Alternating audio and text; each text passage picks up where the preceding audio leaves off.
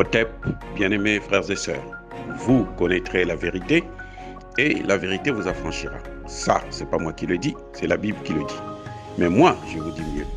Vous connaîtrez la vérité historique, notamment celle de vos ancêtres kémites, et vous aurez une vision globale de ce que c'est que la vraie souveraineté politique.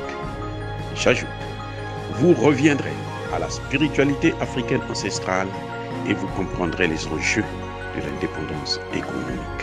Et pour terminer, vous accepterez votre identité culturelle kémite et vous obtiendrez deux choses. La première, c'est la paix. La seconde, c'est le développement, à une condition. L'unité de toute l'Afrique noire, l'unité de tous les Noirs du monde entier.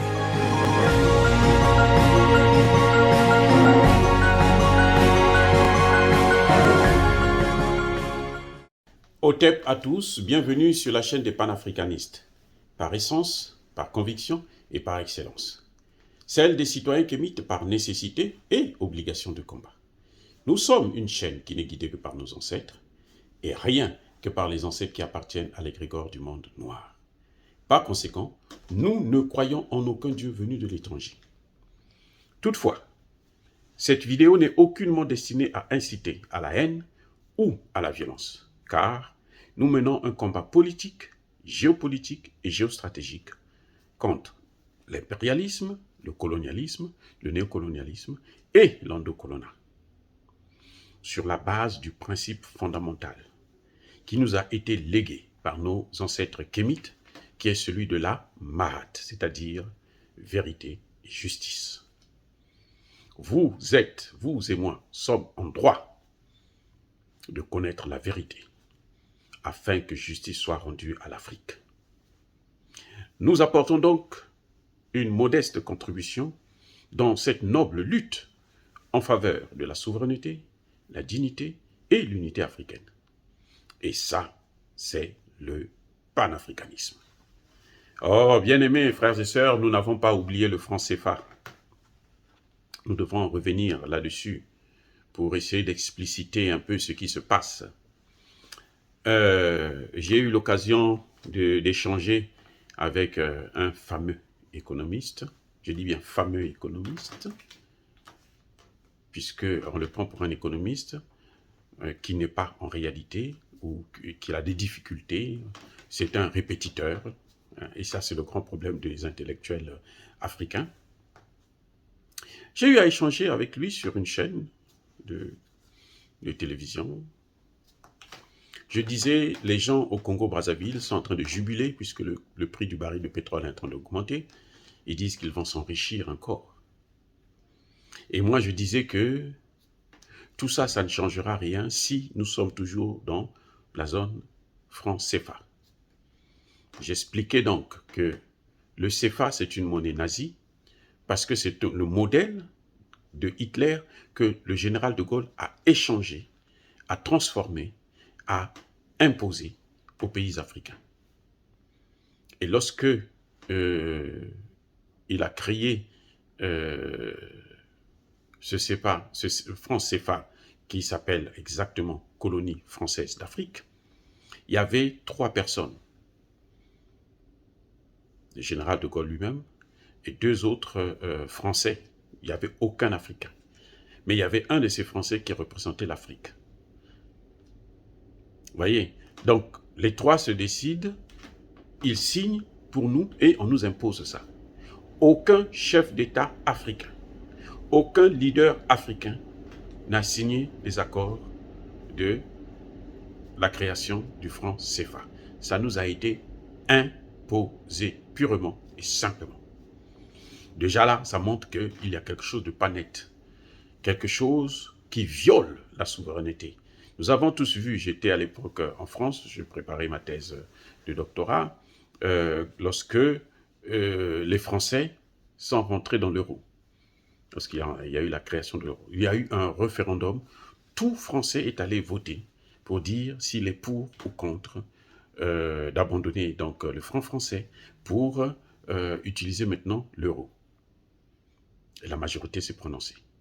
Mais chez nous, il n'y a jamais eu ce genre de référendum, il n'y a jamais eu de vote. On nous a imposé, je dis bien, on nous a imposé le franc CFA.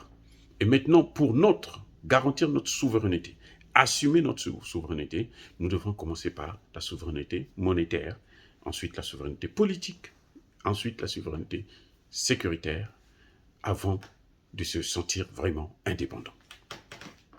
Donc, je disais à ce fameux économiste que le franc CFA, officiellement, nous donnons 50% de nos réserves, nous les gardons en France.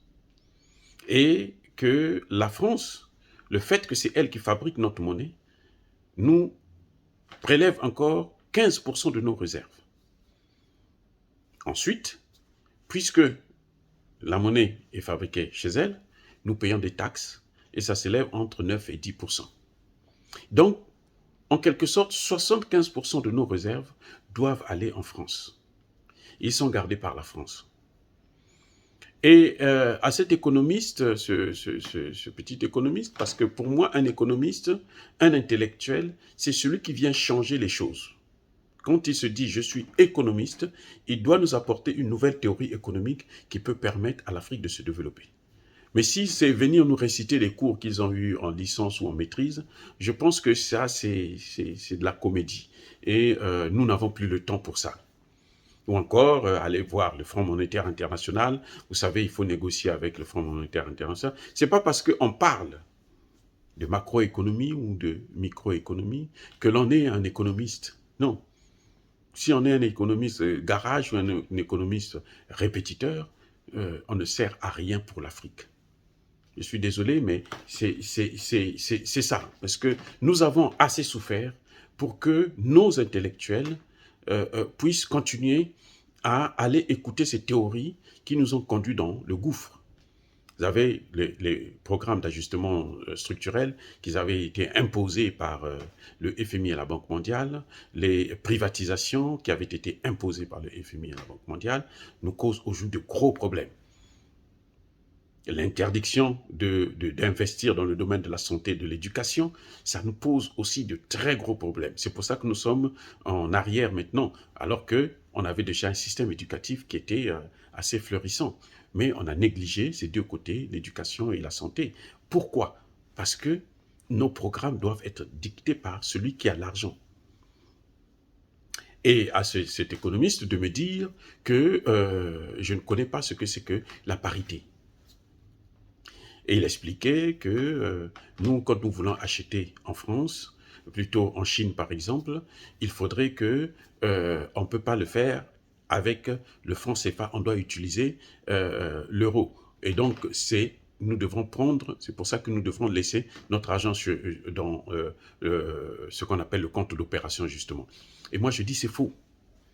Et ça, le professeur Agbohou est le grand maître, le plus grand économiste de tous les temps du 21e siècle, l'a démontré très clairement que nous n'avons pas besoin de ça.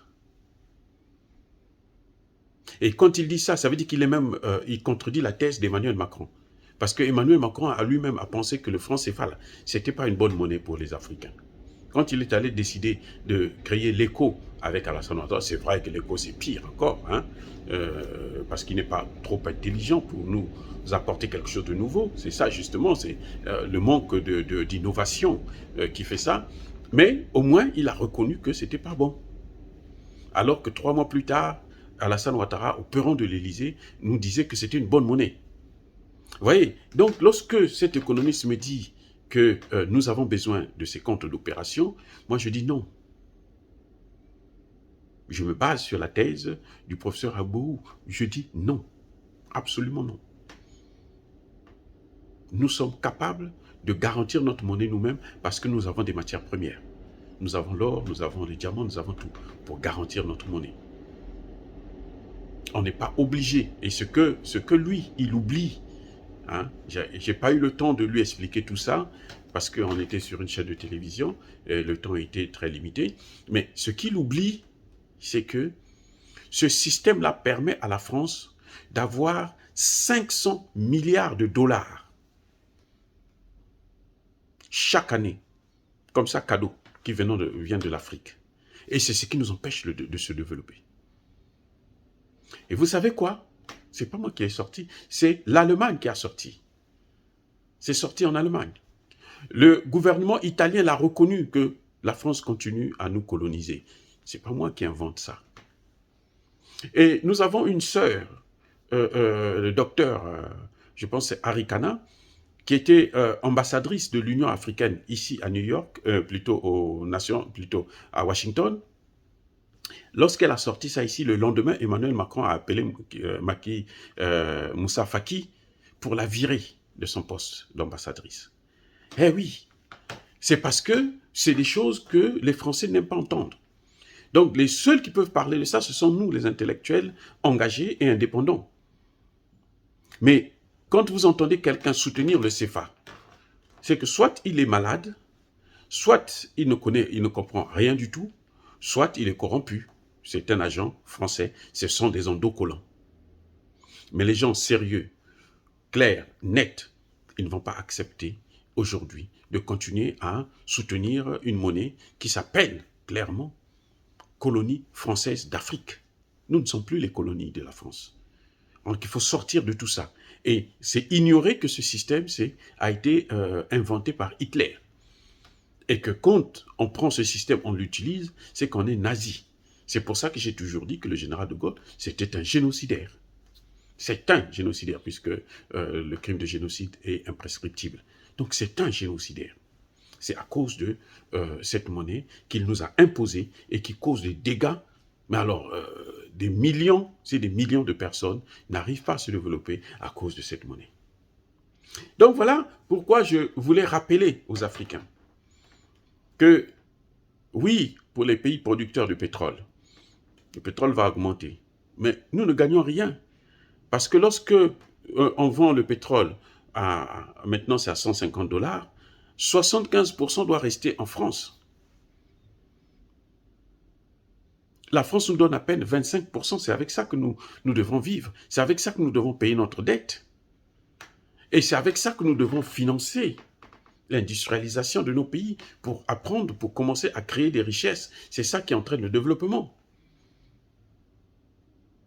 Donc, on est obligé de sortir de cette zone si nous voulons nous développer. C'est clair et c'est net, on est obligé. Et la France ne nous fera pas cadeau. C'est à nous de nous imposer, de créer notre monnaie. On n'a même pas de compte à rendre à la France. Parce qu'en tant qu'État souverain, ce serait mieux que ce soit par des pays de la sous-région ou bien carrément une monnaie africaine commune. Ça, ce serait l'idéal. Mais puisque c'est très difficile parce que avec les ingérences occidentales, ils vont toujours trouver des chefs d'État qu'ils vont corrompre ici et là. Donc, c'est nettement mieux de passer, même par individuellement, chaque État peut créer sa monnaie. Et après, puisque nous avons déjà un marché commun, on pourra voir dans quelle mesure nous pouvons aussi avoir une monnaie commune. Mais il est hors de question de rester encore dans la zone CFA. Et je dois vous rappeler que chaque fois qu'un pays de la zone CFA veut élaborer un projet de développement, il faut qu'il ait l'aval de la France.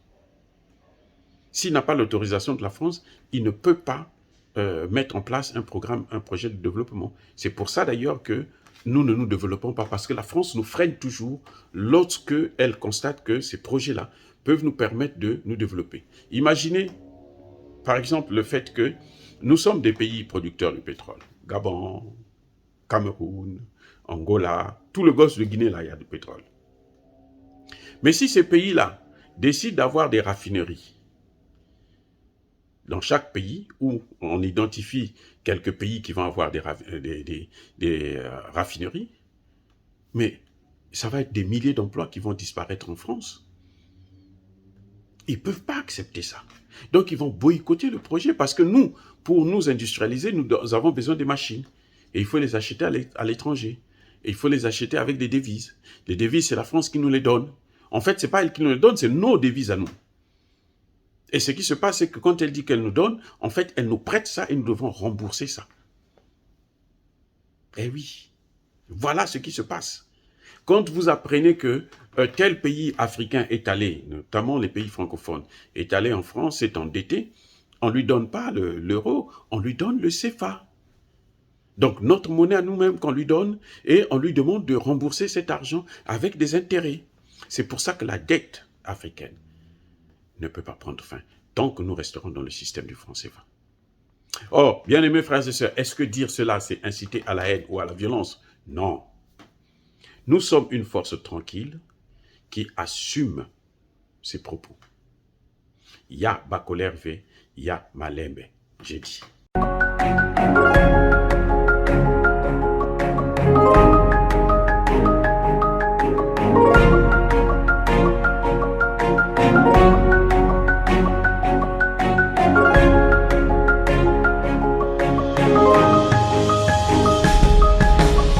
Eux, ils marchent par la foi et non par la vue.